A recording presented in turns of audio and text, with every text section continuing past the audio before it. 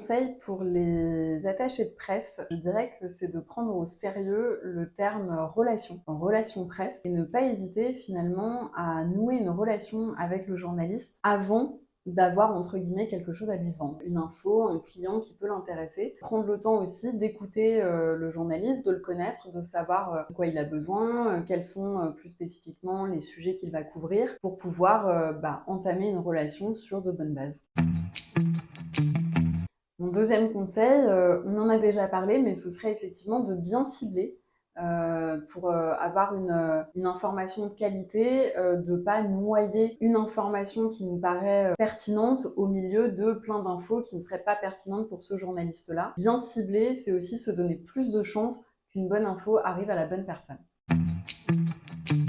Mon dernier conseil, ce serait de bien présenter les infos que les attachés de presse donnent aux journalistes. Finalement, un mail concis, clair, avec des bullet points par exemple, ça permet d'avoir l'essentiel, de ne pas noyer le poisson et que le journaliste puisse se positionner rapidement. Ça m'intéresse, ça ne m'intéresse pas. Si ça m'intéresse, peut-être que je vais demander un petit peu plus d'infos, des détails qu'il n'y a pas forcément lieu de donner dès le premier contact. Mettez toutes les infos importantes directement dans le corps du mail. Les pièces jointes, c'est bien pour mettre des choses plus lourdes quand on vous les demande, une photo par exemple, mais les journalistes n'ont pas le temps d'ouvrir toutes leurs pièces jointes et de les lire in extenso, donc il faut vraiment que les infos essentielles soient accessibles dès le premier clic dans le corps du mail.